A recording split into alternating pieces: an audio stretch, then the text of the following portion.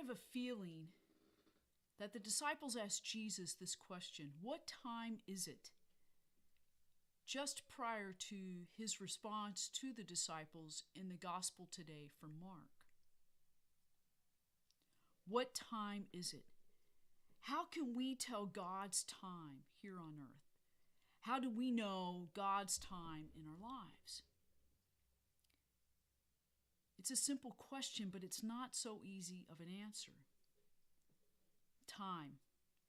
We keep it, we manage it, we save it, we waste it, we lose it, we treasure it. Now, I have a lot of ways that I manage time. I use a lot of devices. I have a Timex watch. I wear it every day. I use a stopwatch when I exercise. I have at least 3 applications on my mobile device that helps me keep time in some way. I use a metronome at choir rehearsals to measure time and rhythm of our music. And I even have a timer on my desk that helps me complete tasks in a certain period of time or get things done within time limits and constraints. My family and friends tease me. They say if time management were an Olympic sport, I would be in medal contention. I could compete at that.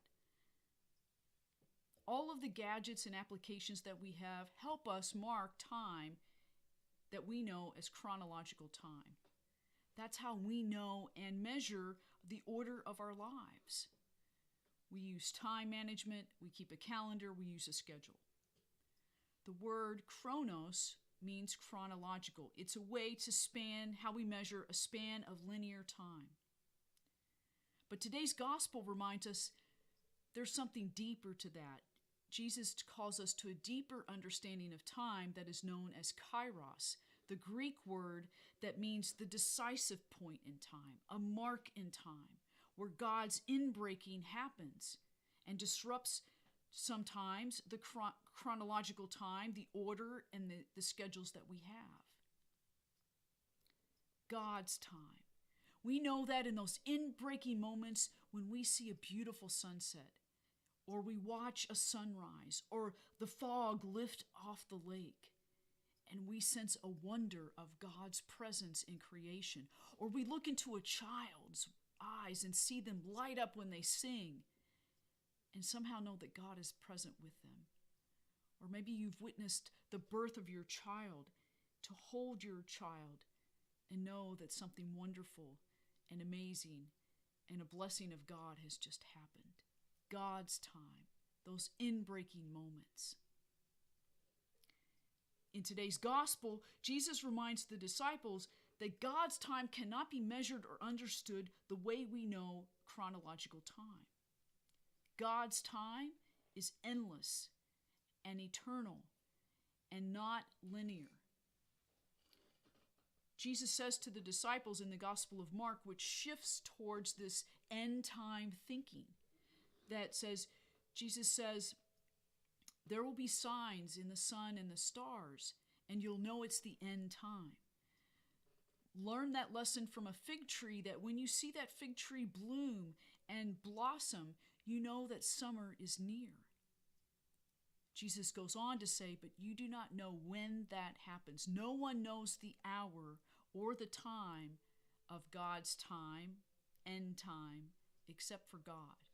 No one knows that time. So this week, in our journey of faith, how do we pay attention to God's time in our lives? What time is it for us with God? How do we pay attention to those moments when God is breaking into our lives and says, I am with you. I am with you always. The gospel too reminds us that there will come a time in our life when God will say to us, it is time. It is time to enter into that fullness of time that is eternal in kairos with God at the end of our lives. In the meantime, how do we live in the chronological time that we have? How do we walk in God's time here?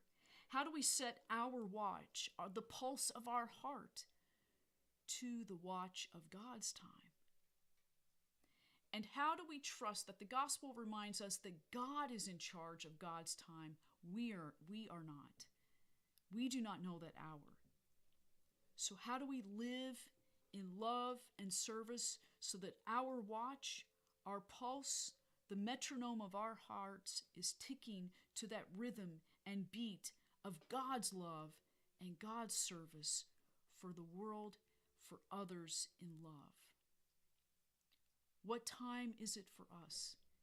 And how do we live that time in love? Amen.